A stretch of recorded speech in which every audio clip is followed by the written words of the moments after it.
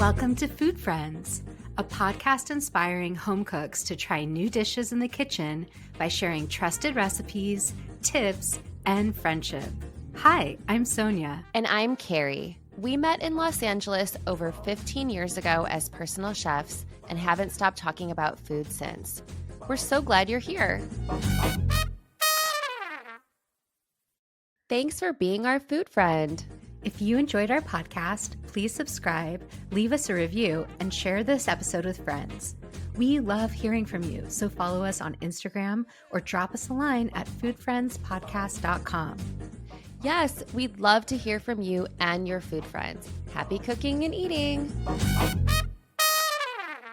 Hi, Sonia. Hi, Kari. Sonia, what was your best bite this week? Kari, it's another Cookbook Club recap. I am dying to hear. What cookbook did you cook out of this month? So just as a reminder, for Cookbook Club, what we do is we cook out of one single cookbook. Everyone chooses a recipe, and the host gets to choose the cookbook. So the host You guys don't vote on it. We don't vote on it. It's usually mentioned before the next event. The upcoming host, while we're all together sitting in a room, will be like, I'm hosting next. And by the way, I'm thinking of this book, and everyone chimes in, yay. The truth is there any time that someone's like, no, we can't do that one? No, there's never a time where everyone's like, no, terrible idea. It's also such an incredible group of women who have such incredible taste. We all really trust each other to guide us towards something interesting. So this host chose Samin Nosrat's new cookbook, Good Things. And I have to say, I wouldn't have thought of that for Cookbook Club. And I'm so glad she chose it because it introduced me to the book in a way I probably would never have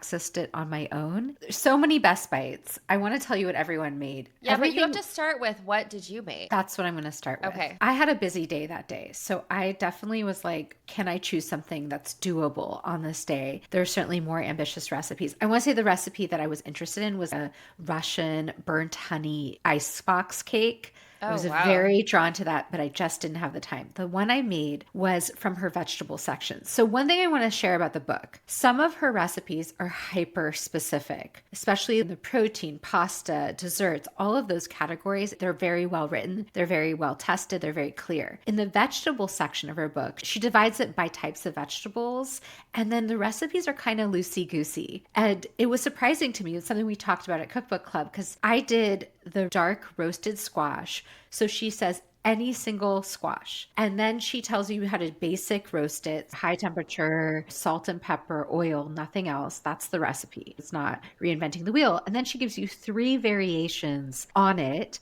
with sub recipes. So the one I chose was the dark roasted squash, which I combined with whipped ricotta. That was her suggestion, and chili crisp on top. Oh, wow. And a drizzle of maple syrup. So it's called sweet and spicy roasted squash on whipped ricotta. And it was actually fairly simple. It was almost surprising because I was like, yes, I've made versions of this kind of dish before, but never exactly like this. You whip ricotta really easily by putting a tub of ricotta with a sprinkle of salt in a food processor. It turns so spreadable and silky, and you dollop that on the bottom of the plate. You top it with all this caramelized squash that you've drizzled with maple syrup or honey, and then you drizzle chili crunch all over it. Now, she wants you to make your own Calabrian chili crunch. I did not have time for it that day, so I just bought a jar of good chili crunch. She also suggests topping it with fresh herbs. I topped it with fresh parsley. I also added one of my own touches, which is I put pomegranate on top because I love pomegranate and squash. That wasn't in the original recipe. I have a really important question, which is, what kind of squash did you use?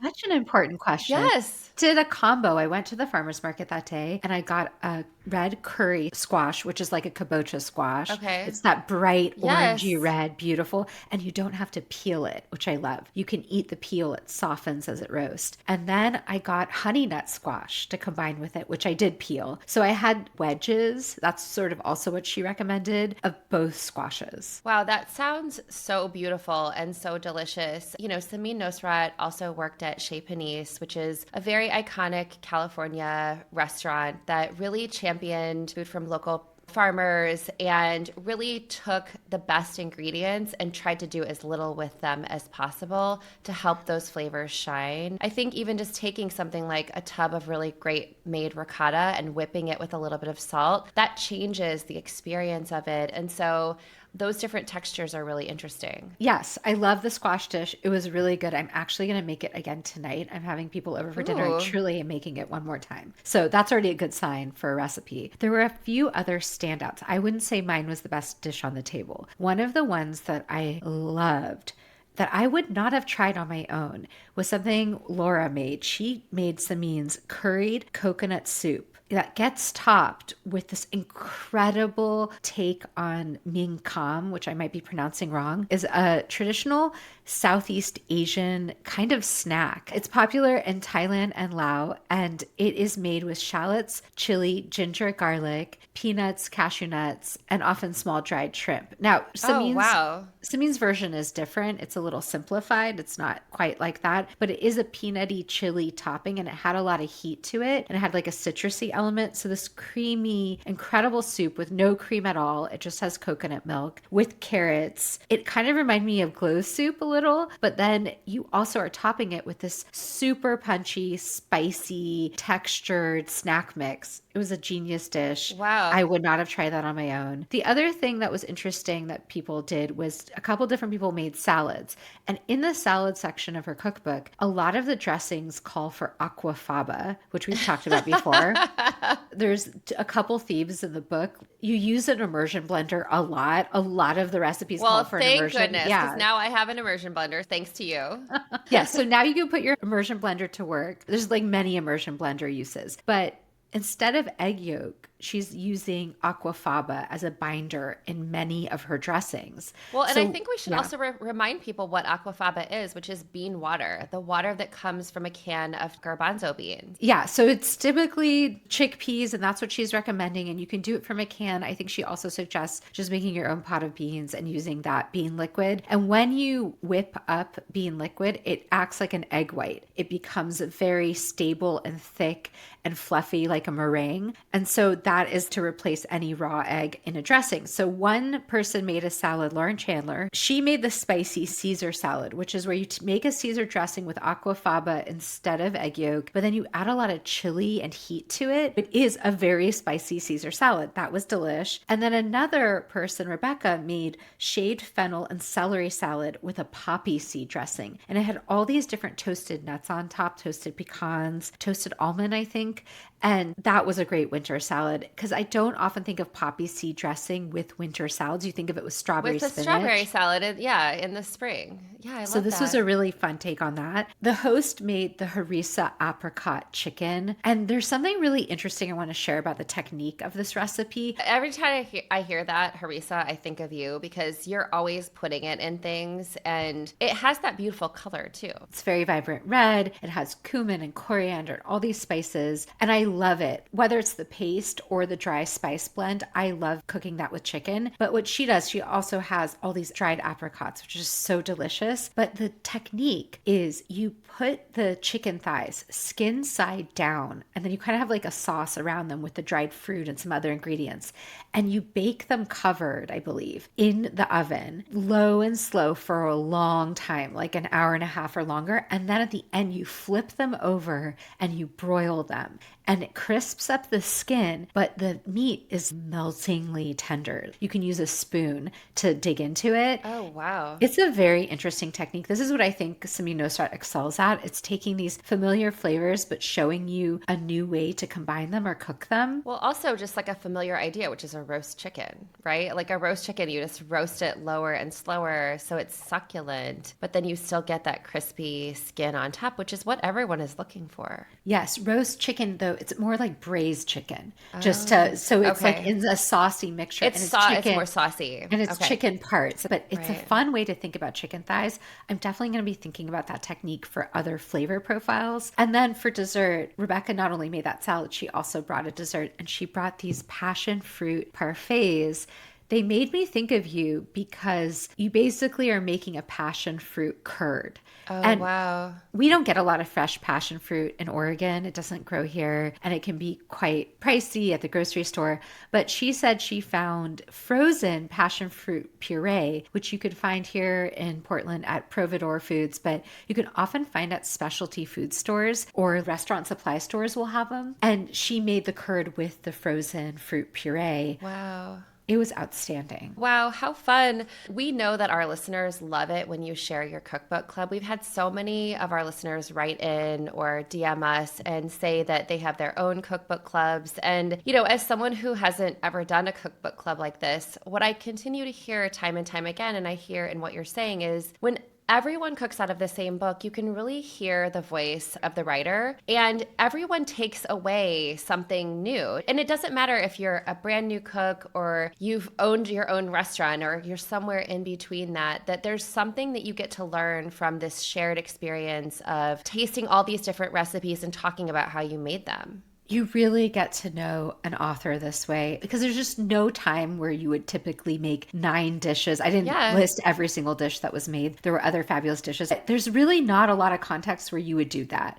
And also, what you choose to cook is always going to be different from someone else. So you inherently discover something you would never have made. And I just think that's the fun of Cookbook Club. Also, it's a time to get together and connect. And we all need more of that lately. And you get to bond with other home cooks. Yeah. And these become people that you can call for a little bit of guidance, or I don't have this ingredient. What would you sub instead? Yeah, one thing that came up at Cookbook Club that we're working on is a way to give back, to do something community centered. So many people are dealing with food scarcity right now and the cost of food. So that's one thing we're brainstorming together as a group. And I think that just inherently comes out when you're getting together and food is on the table. You start thinking, okay, how can we do things together that is meaningful? Not that everyone has to do anything beyond their Cookbook Club, but there's stuff that comes up that you don't even expect. I really love that. So, Kari, what was your best bite of the week?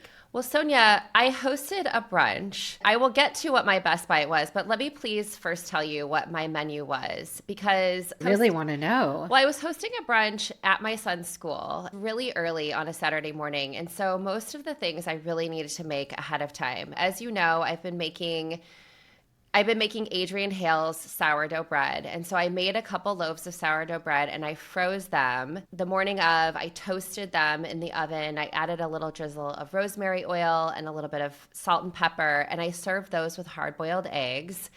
The weekend before, I also made the sheet pan quiche that you recommended to me and to our listeners from Smitten Kitchen.